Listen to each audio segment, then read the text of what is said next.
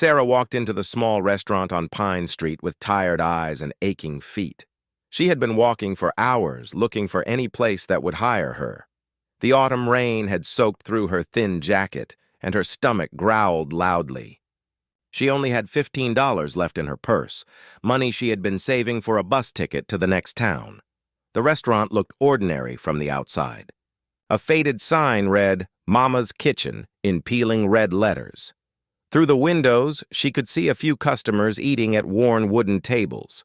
The smell of fried food drifted out each time someone opened the door. Sarah hesitated for a moment, then pushed inside. The interior was dimmer than she expected. Fluorescent lights flickered overhead, casting strange shadows across the checkered floor. The walls were covered with old photographs of the town, some dating back decades.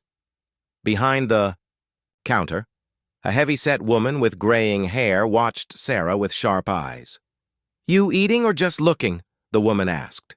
Her voice carried a thick accent that Sarah couldn't place. "Just eating," Sarah replied quietly. She found a table near the back and picked up the plastic menu. Everything seemed reasonably priced. A burger and fries cost $8.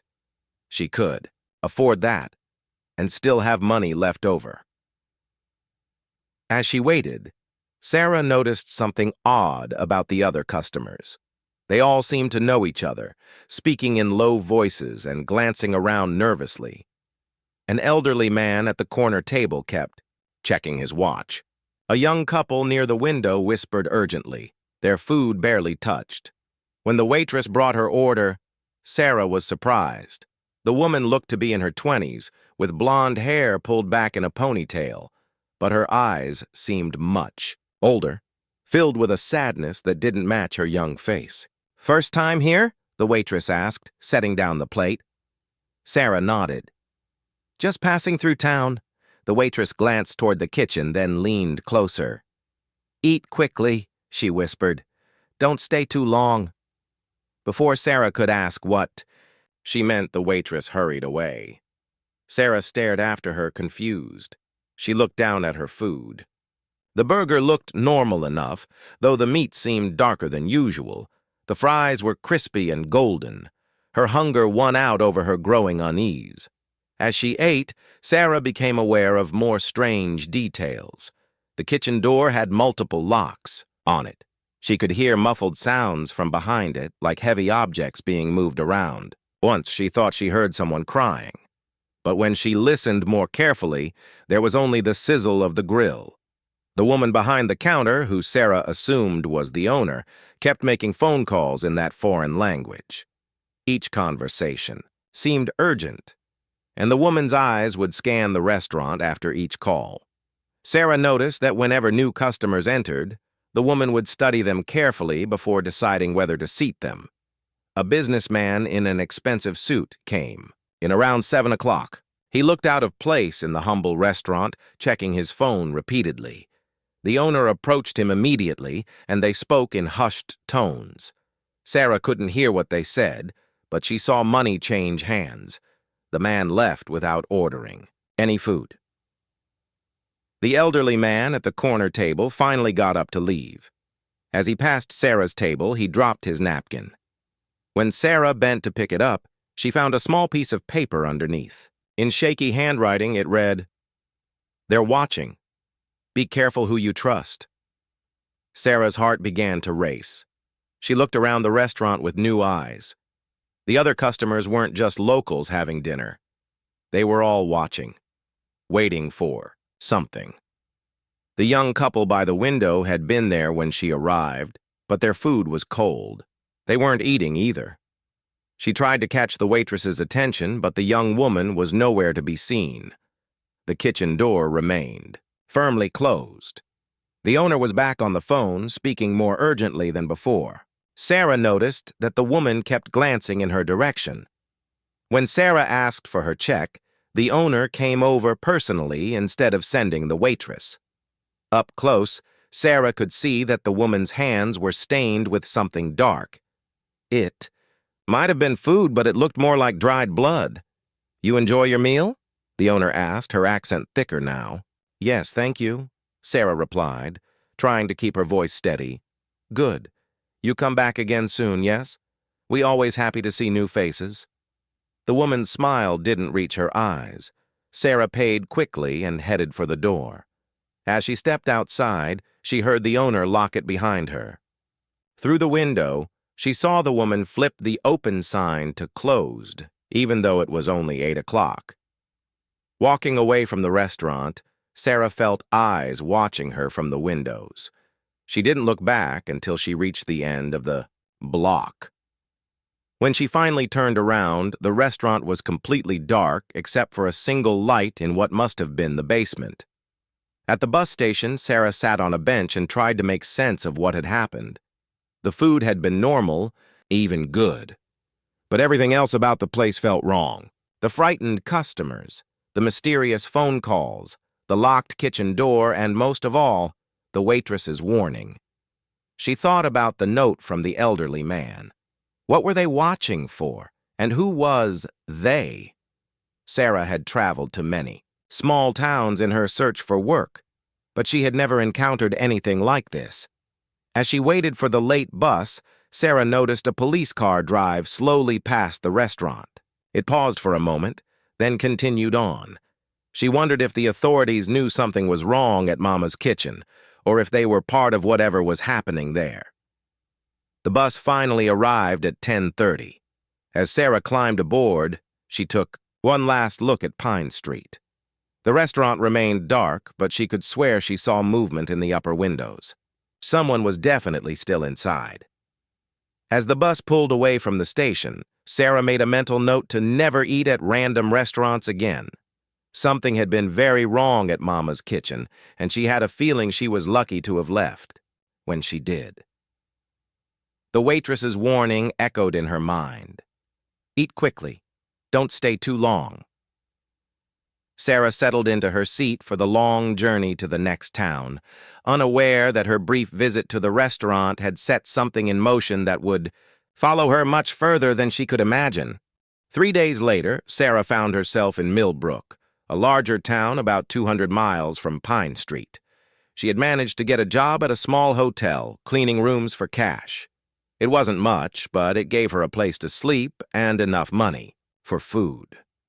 She tried to push the strange experience at Mama's kitchen out of her mind.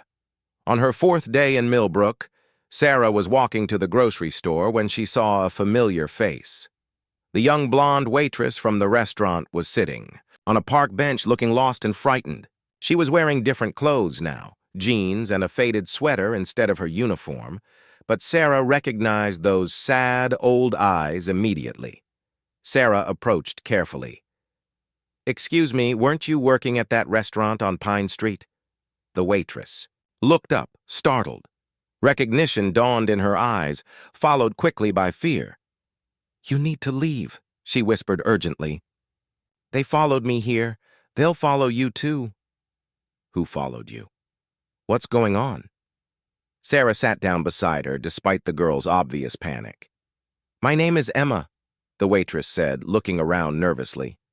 "I've been trying to escape from that place for months. You don't understand what you walked into." Emma explained that Mama's kitchen wasn't really a restaurant.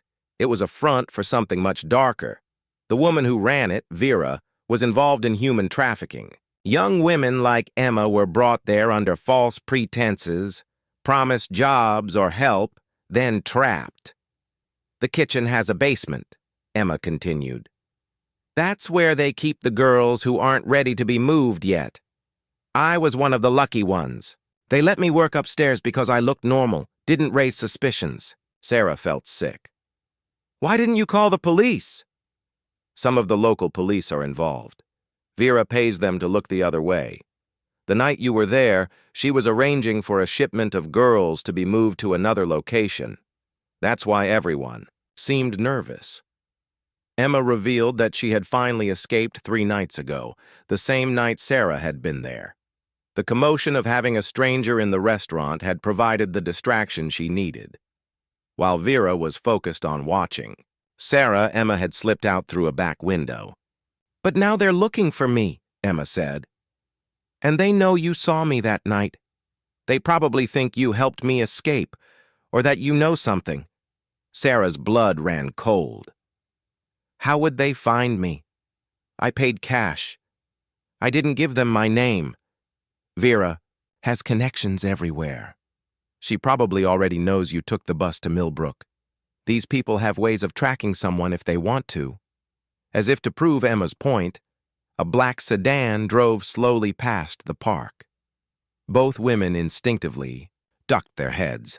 The car had tinted windows, making it impossible to see who was inside, but it seemed to slow down as it passed them. "We need to move," Emma said.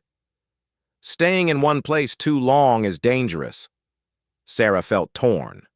Part of her wanted to run, to get as far away from this situation as possible. But she couldn't abandon Emma, who was clearly terrified and alone. "Where can we go?" "I have a contact in the next state," Emma replied. "Someone who helps people like me. But I need to get there without being seen." They decided to split up temporarily. Sarah would go back to the hotel and pack her few belongings. Emma would wait at the bus station. They would meet on the 6 p.m. bus heading east. Back at the hotel, Sarah's hands shook as she stuffed her clothes into her backpack. The manager, Mrs. Chen, noticed her distress. "Everything okay, honey?" "You look pale." Sarah hesitated, then decided to trust her instincts. "If anyone comes looking for me, would you mind saying I checked out this morning?" Mrs. Chen studied Sarah's face for a moment, then nodded. "Of course. You take care of yourself." At 5:30, Sarah walked toward the bus station, trying to appear casual while scanning for any sign of the black sedan. The streets seemed normal, but she couldn't shake the feeling of being watched. The bus station was crowded with evening commuters. Sarah bought 2 tickets to Richmond, paying cash again. She found Emma huddled in a corner, wearing a baseball cap pulled low over her eyes. "Any trouble?" Sarah asked quietly. "A man came by earlier asking questions.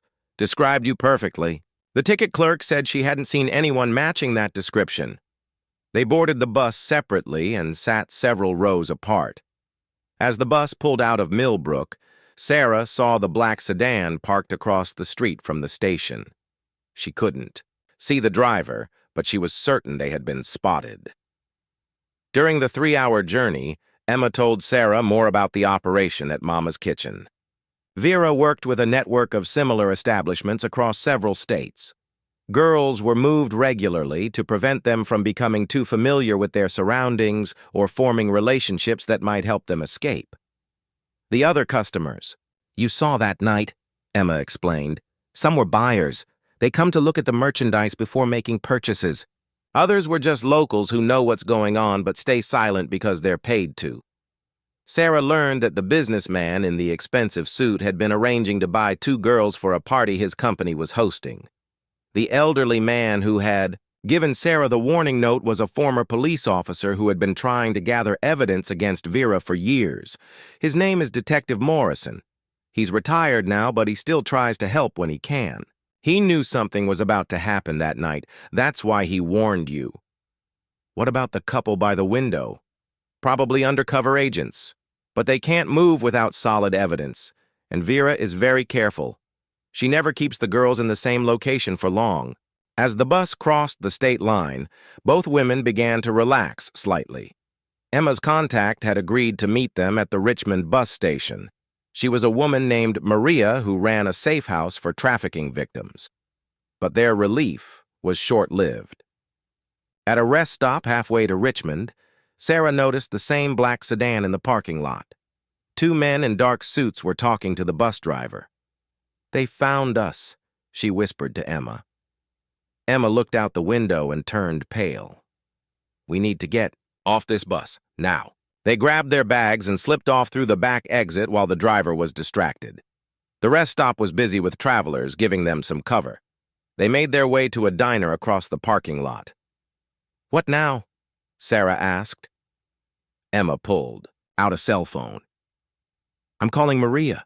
We need her to come get us." But when Emma tried to make the call, the phone was dead. The battery had died or someone had remotely disabled it.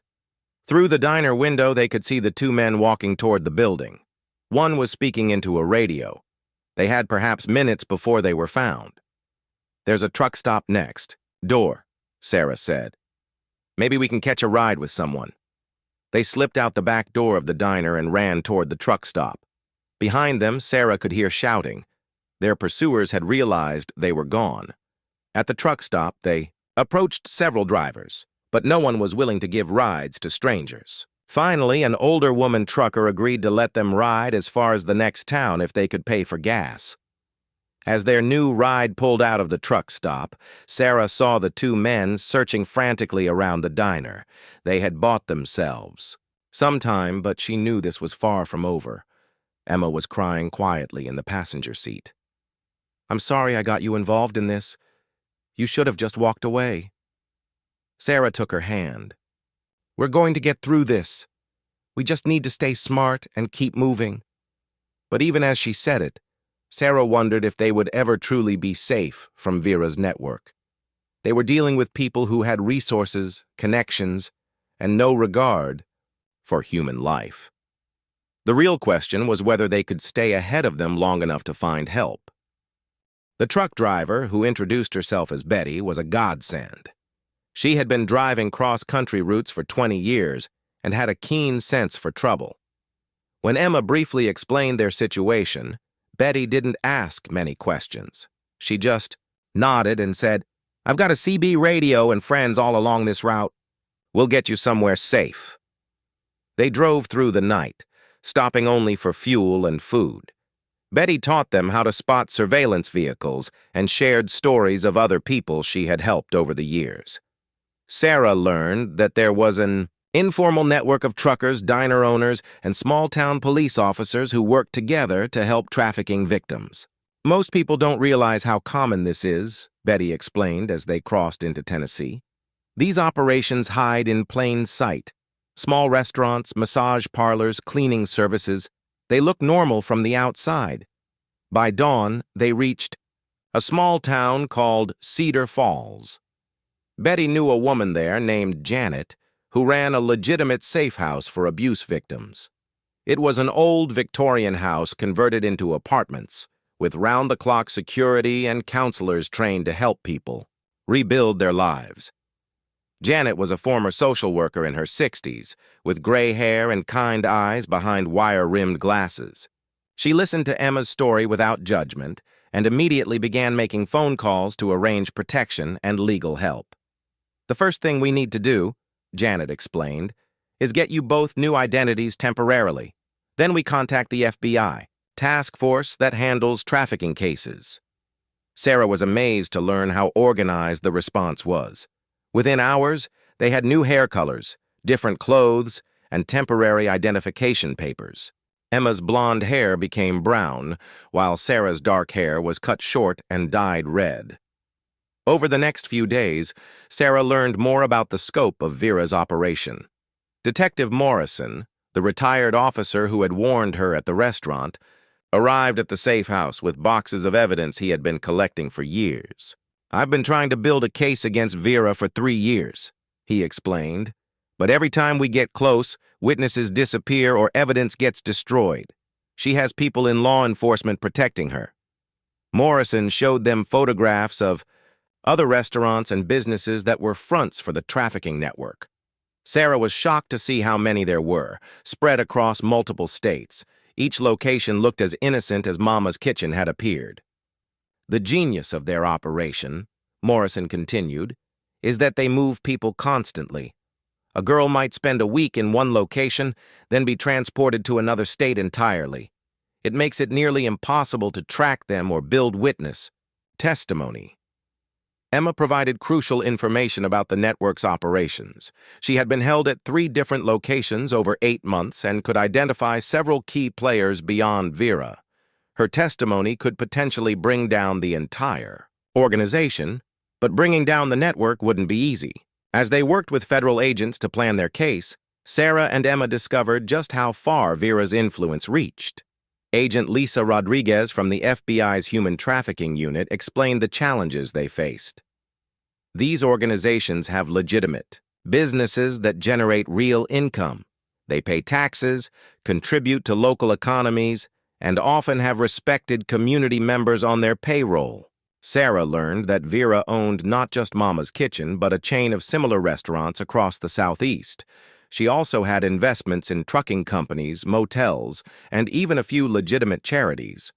The trafficking operation was just one part of a much larger criminal enterprise. The hardest part, Agent Rodriguez continued, is that victims are often too traumatized to testify. Even when they escape, they're afraid to come forward because they know how powerful these people are. Emma was different. Despite her trauma, she was determined to see Vera and her associates brought to justice. She worked with FBI artists to create detailed sketches of other traffickers and helped map out the locations where she had been held. "I can't let them keep doing this to other girls," Emma told Sarah one evening as they sat in the safe house garden. "Some of the women I met were barely teenagers. They had been taken from their families and told they would never see home again. The investigation revealed that Vera's network was connected to international trafficking rings.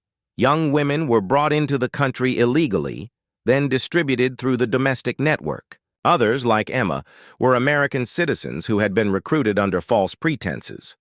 Sarah found herself becoming more involved in the case than she had ever intended. Agent Rodriguez asked her to serve as a witness, since she had seen the operation firsthand and could testify about the suspicious activities at the restaurant. "Your testimony could be crucial," the agent explained. "You're a credible witness who stumbled into this situation by accident. A jury will relate to your experience." But testifying meant putting herself at risk. Even with witness protection, Sarah would be a target for Vera's associates. She spent sleepless nights weighing the decision, knowing that her choice could determine whether the trafficking ring was stopped. The breakthrough came when Detective Morrison's contacts in other police departments began sharing information. They discovered that similar operations were being investigated in 4 other states. If they coordinated their efforts, they could potentially arrest dozens of traffickers simultaneously. Emma's courage inspired other victims to come forward. Through the network of safe houses and victim advocates, they located 12 other women who had escaped from various parts of Vera's operation. Each one added pieces to the puzzle of how the network functioned. Sarah watched Emma transform as she worked with the investigators. The frightened waitress she had met on the park bench became a determined advocate for other victims. Emma attended support group meetings and helped newer escapees adjust to life in the safe houses. "I spent 8 months feeling powerless," Emma explained to Sarah.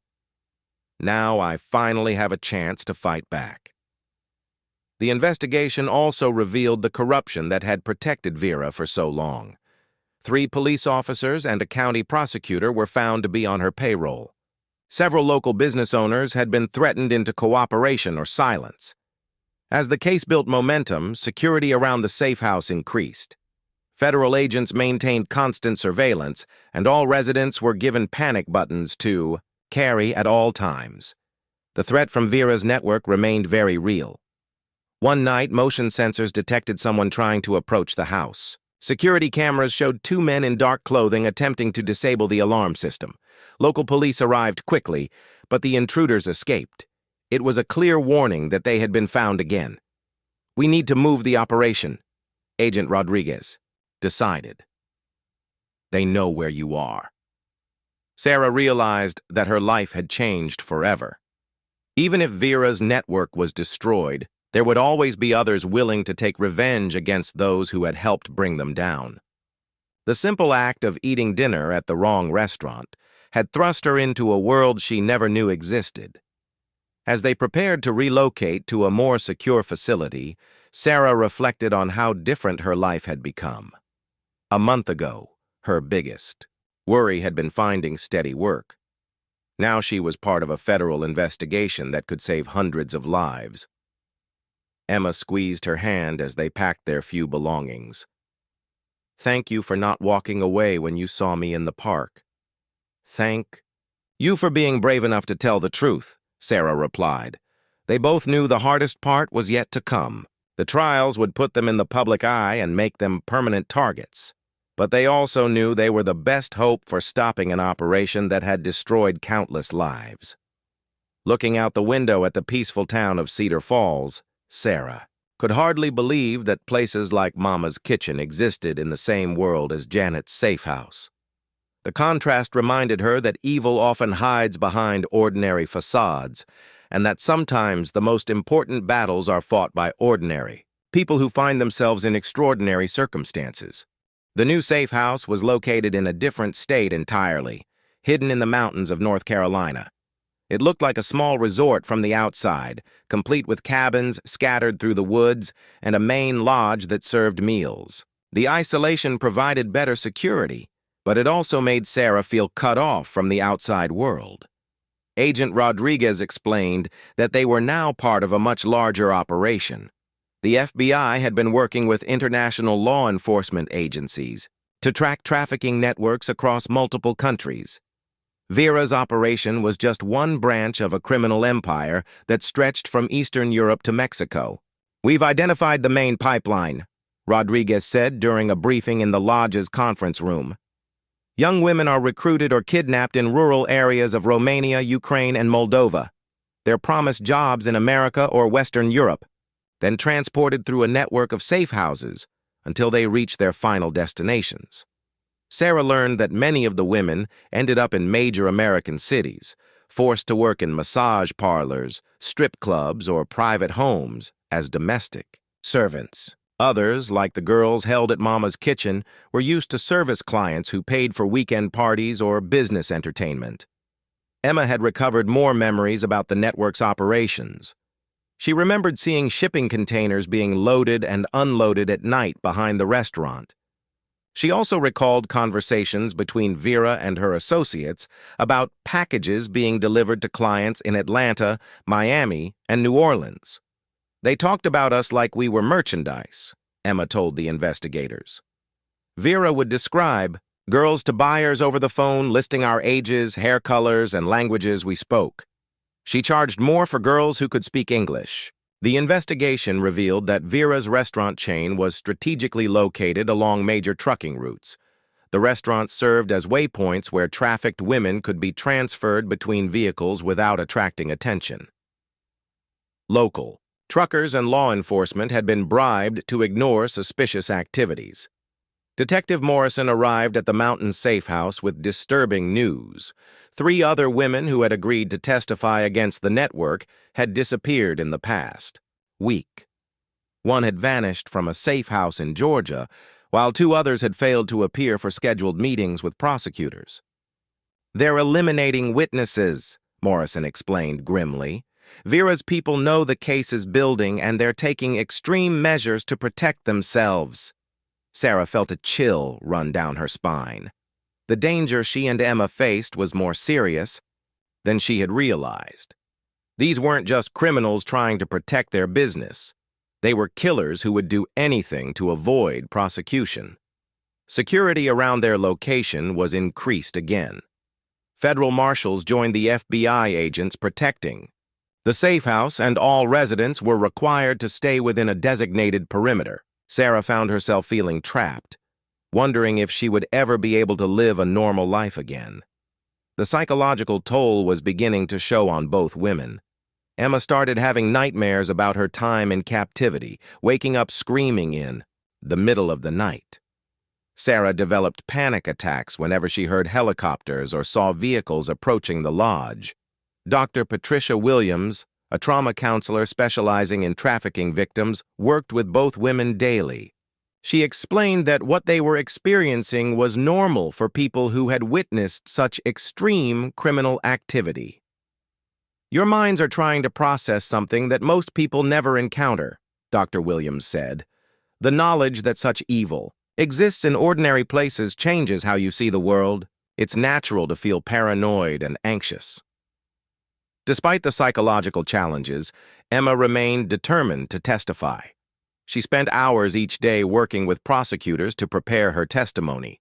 She had to relive the worst experiences of her life, in detail, but she never wavered in her commitment to stopping the network. "Every day I don't testify is another day they're hurting other women. Emma said during one of their evening talks. "I can't live with that." Sarah struggled more with her decision. She had been an accidental witness, someone who had simply been in the wrong place at the wrong time. Part of her wanted to disappear, to assume a new identity and start over somewhere, far away. But as she learned more about the scope of the trafficking operation, she realized that her testimony could be crucial. She was the only credible witness who had seen the restaurant operating normally, who could describe to a jury how easy it was for innocent people to unknowingly support these criminal enterprises. Agent Rodriguez brought encouraging news during their third week at the Mountain Safe House. Simultaneous raids had been conducted in 6 states, resulting in 43 arrests and the rescue of 28 trafficking victims. Vera herself had been arrested at a restaurant in Alabama, along with 12 of her key associates. "We couldn't have done this without the intelligence you provided," Rodriguez told Emma. "Your information about the network's structure helped us identify targets across the entire operation." However, the arrests also brought new dangers. Several high-level traffickers had escaped the raids, and they were believed to be actively hunting for the witnesses who had helped build the case against their associates. Sarah received the most frightening news when Rodriguez informed her that investigators had found her name and photograph in Vera's personal files. The criminal organization had been tracking her movements since the night she ate at Mama's Kitchen. "They've been watching you longer than we realized," Rodriguez explained. "Vera had contacts at bus stations, hotels, and even some employment agencies. They were building a profile on you, probably planning to either eliminate you as a threat or recruit you into their operation." The revelation that she had been hunted for weeks without knowing it left Sarah feeling violated and terrified. She realized how lucky she had been to encounter Emma when she did. If she had continued traveling alone, she might have disappeared completely. Emma's reaction to Vera's arrest was more complex than Sarah had expected. Instead of relief, she felt anxious about facing her captor in court. "For months, Vera controlled every aspect of my life," Emma explained. "She decided when I ate, when I slept, what I wore. Part of me is still afraid of her, even though she's in prison now." Dr. Williams helped both women understand that their fears were justified. Vera's network had demonstrated sophisticated capabilities for tracking and eliminating threats. Even with their leader in custody, the remaining members posed a significant danger. The prosecution team began preparing for what would likely be one of the largest trafficking trials in American history. Sarah and Emma would be the star witnesses, but their testimony would need to be compelling enough to convince a jury of the network's scope and brutality. Sarah spent days reviewing evidence with prosecutors, identifying photographs of people she had seen at the restaurant and helping reconstruct the timeline of events on the night she had dined there. Every detail mattered, as defense attorneys would undoubtedly try to discredit her testimony. "Remember," Prosecutor James Mitchell told her, "the defense will argue that you were just a customer who let her imagination run wild. They'll say you misinterpreted innocent activities because you watched too many crime shows on television." The challenge was proving that what Sarah had witnessed was actually evidence of criminal activity. Her observations about the locked kitchen, the nervous customers, and the mysterious phone calls would need to be corroborated by other evidence. Fortunately, the FBI had uncovered extensive documentation of the network's operations. Financial records showed payments to corrupt officials, while surveillance footage from various locations confirmed the movement of trafficking victims between sites. Emma's detailed knowledge of the network's operations would be crucial in explaining how the system worked. She could describe the logistics of moving women across state lines, the methods used to control victims, and the hierarchy of the criminal organization. As the trial date approached, Sarah found herself thinking often about the ordinary appearance of Mama's Kitchen. If she had known what was really happening behind those walls, would she have acted differently? Could she have done something to help the victims sooner? Dr. Williams reminded her that she had done exactly what any reasonable person would do. She had recognized that something was wrong and sought help when she could. The real heroes, the counselor said, were people like Emma who had survived unimaginable trauma and still found the courage to fight back. Looking out at the peaceful mountain scenery surrounding their safe house, Sarah reflected on how much her life had changed since that rainy evening when she had simply wanted a hot meal. She had discovered that evil could hide behind the most ordinary facades, but she had also learned that ordinary people could find extraordinary courage when confronted with injustice. The trial began on a cold February morning in federal court in Atlanta. Sarah had never been inside a courthouse before, and the formal atmosphere intimidated her.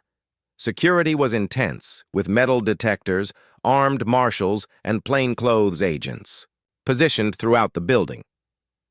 Vera sat at the defendant's table wearing an orange jumpsuit, her gray hair neatly combed and her expression calm.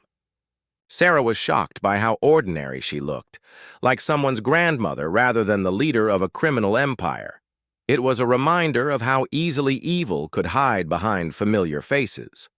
The prosecution team, led by James Mitchell, had assembled a massive case.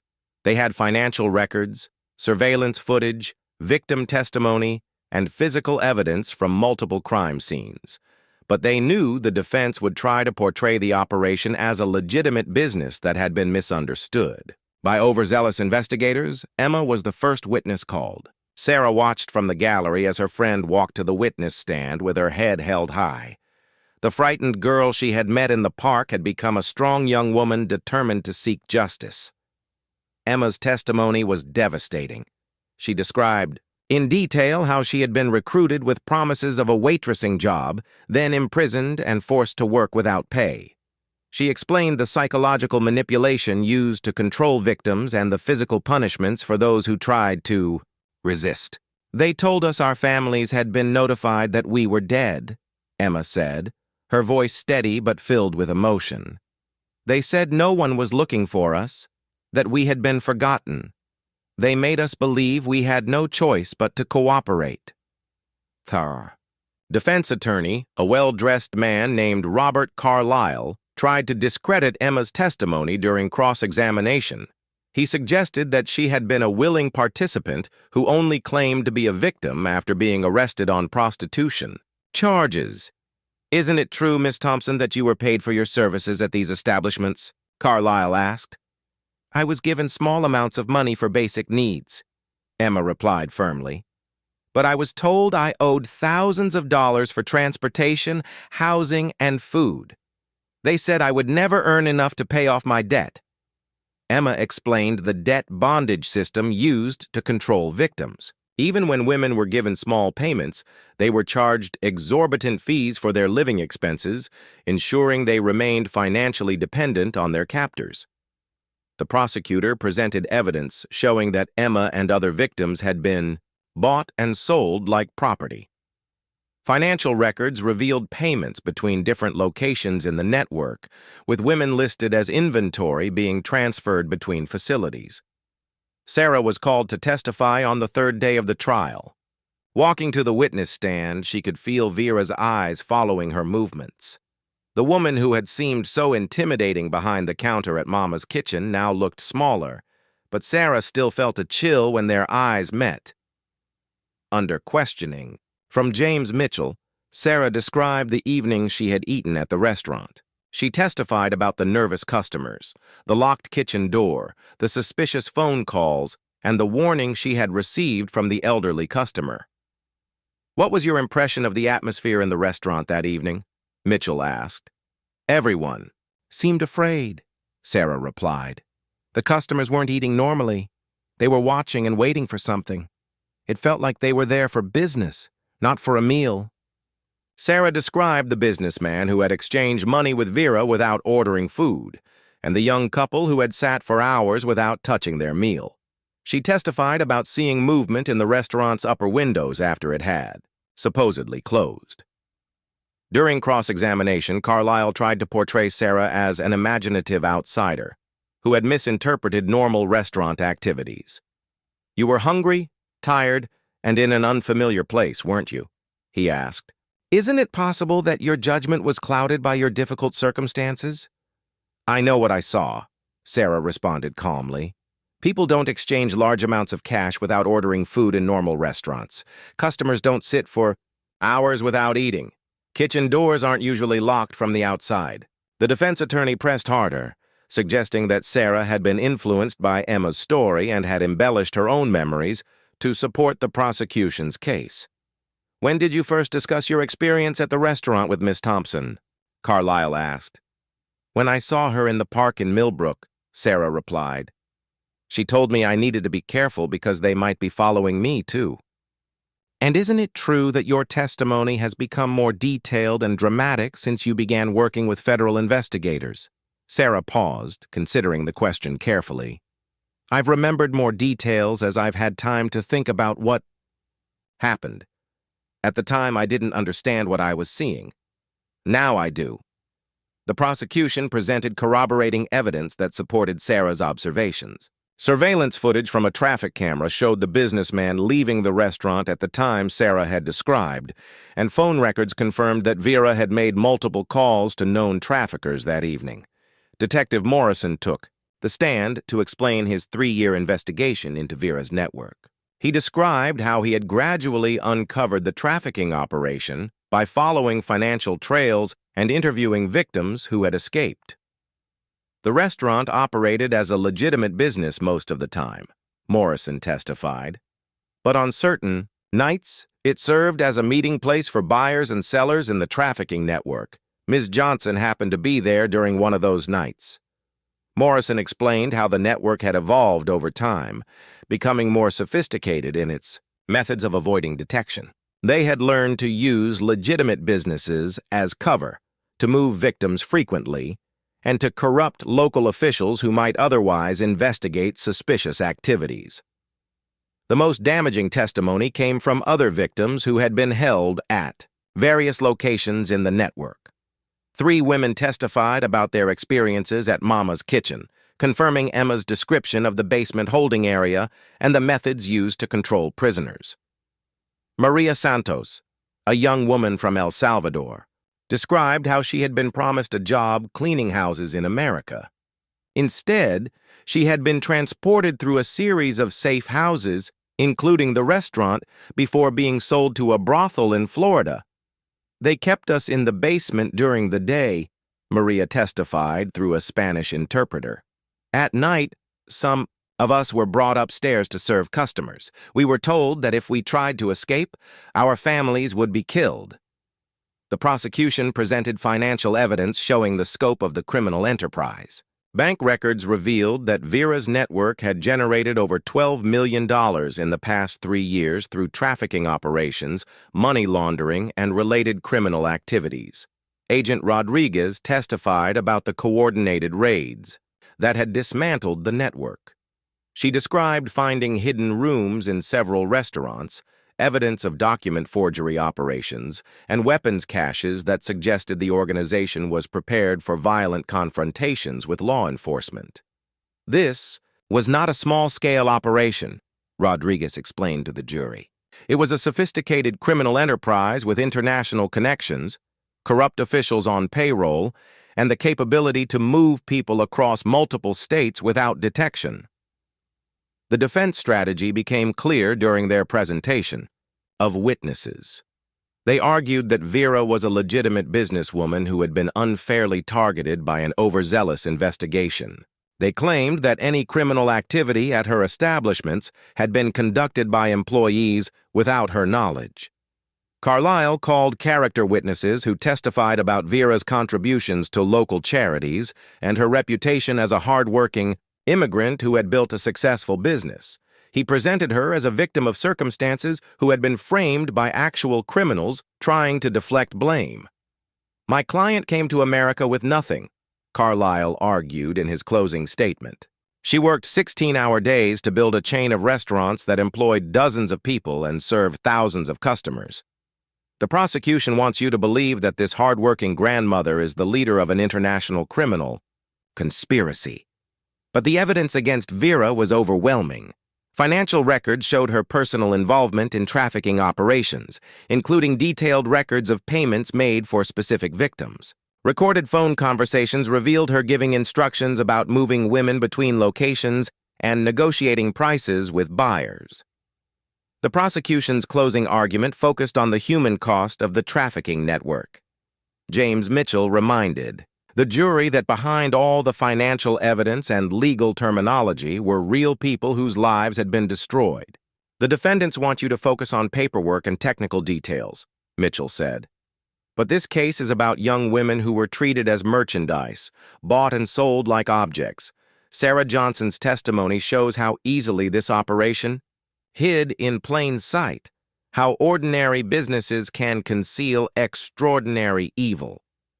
Mitchell walked the jury through the evidence again, connecting Sarah's observations to the broader pattern of criminal activity.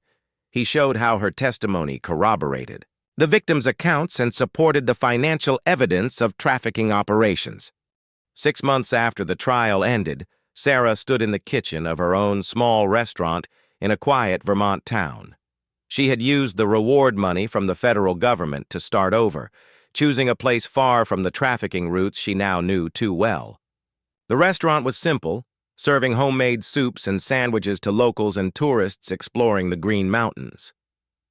Every morning as she unlocked the front door, Sarah remembered that night at Mama's kitchen. She had installed large windows throughout her restaurant, ensuring that customers could see into every corner. There were no locked doors, no mysterious phone calls, and no atmosphere of fear. She wanted her establishment to be everything that Vera's restaurant had pretended. To be, Emma had chosen a different path. She now worked with a nonprofit organization that helped trafficking victims rebuild their lives. She traveled across the country, speaking at schools and community centers about the warning signs of human trafficking. Her message was simple: these crimes happen everywhere, and everyone has a role to play in stopping them. People think trafficking only happens in other countries or in big cities, Emma would tell her audiences. But it's happening in small towns and businesses you walk past every day. The woman serving your food, cleaning your hotel room, or working in the nail salon might be a victim who's too afraid to ask for help. Sarah had attended several of Emma's presentations and was amazed by her friend's transformation. The terrified girl who had warned her in the park had become a powerful advocate whose story had already helped rescue dozens of other victims. The two women stayed in regular contact, supporting each other through the ongoing challenges of rebuilding their lives. Both struggled with hypervigilance, constantly scanning their surroundings for signs of danger. Both had nightmares about being hunted by Vera's remaining associates. Dr. Williams had warned them that recovery from their traumatic experience would be a long process. "You've seen the worst of human nature," she had explained. "It's natural to feel like the world is a more dangerous place than you previously believed. But you've also seen the best of human nature in the people who helped you and fought for justice." Detective Morrison visited Sarah's restaurant on his way to a conference about trafficking investigations. He looked older and more tired than when she had first met him, but his eyes still held the determination that had driven his 3-year investigation. "Any regrets about getting involved?" he asked, as Sarah served him coffee and homemade apple pie. Sarah considered the question carefully. Her life had been turned upside down by that chance encounter at Mama's kitchen. She had lost her anonymity, lived in fear for months, and would always be looking over her shoulder for potential threats. "No regrets," she said finally. "I learned something important about myself that night. When I saw something wrong, I couldn't just walk away and pretend it wasn't happening." Morrison nodded approvingly. "That's what separates people like you from the ones who enable these operations through willful blindness. Half the people who ate at Vera's restaurants over the years probably sensed something was off, but they chose not to think about it too deeply." The conversation reminded Sarah of something that still bothered her about the whole experience. How many other people had noticed the strange atmosphere at Mama's kitchen but had decided it wasn't their business? How many trafficking operations continued to function because decent people chose to look the other way? Agent Rodriguez had kept Sarah informed about the ongoing investigation into Vera's network. The arrests from the coordinated raids had led to the discovery of similar operations in 12 countries. International law enforcement agencies were now working together to identify and shut down trafficking routes that had been operating for decades. Your case became a model for how to build trafficking prosecutions, Rodriguez had told Sarah during their last phone conversation. Law enforcement agencies around the world are using similar investigative techniques now.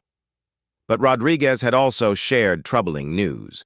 Despite the successful prosecution of Vera's network, new trafficking operations were constantly emerging to fill the void.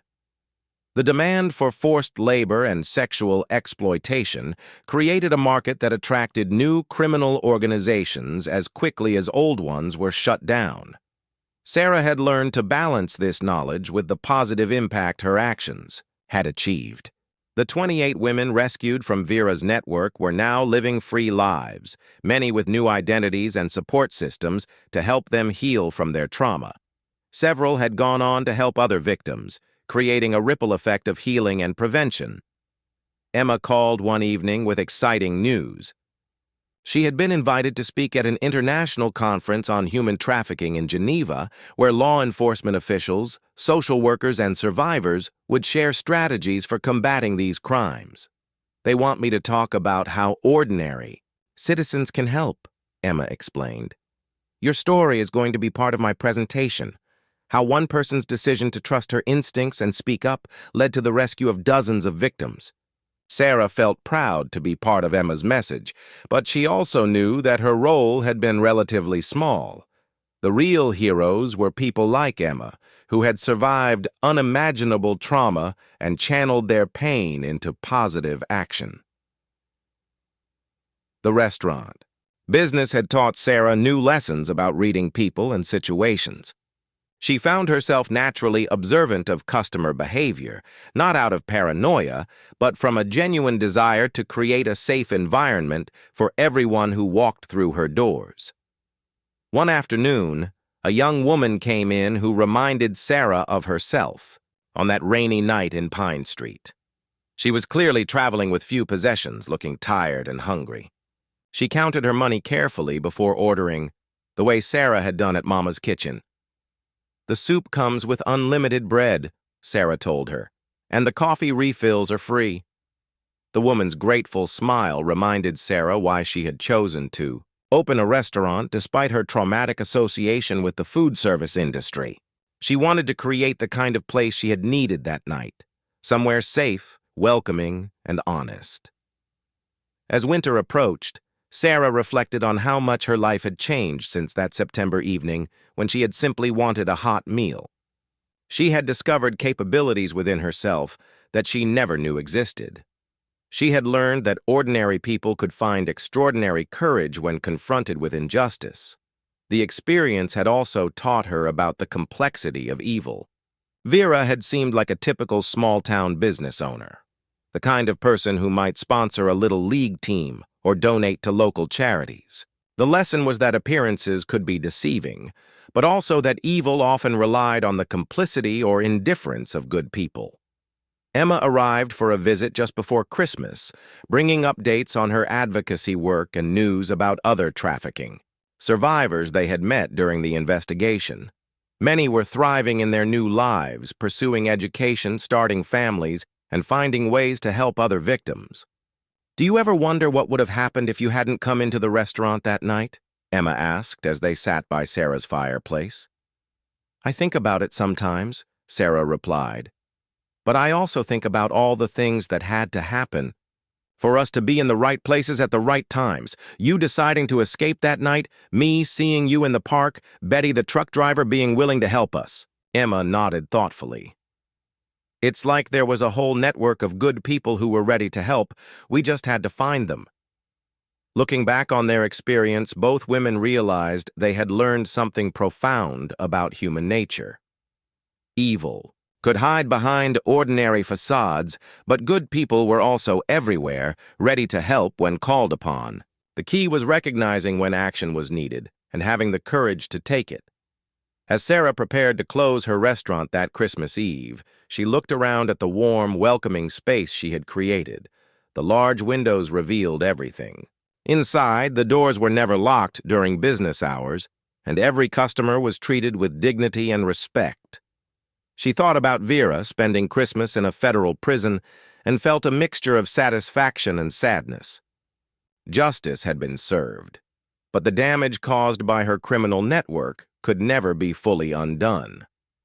The best Sarah could do was continue creating the kind of place she had needed that night, somewhere safe for anyone who walked through the doors looking for help. The story of Mama's Kitchen had ended, but the lessons learned from that night would continue shaping Sarah's life and the lives of everyone who had been touched by their courage to speak truth in the face of danger.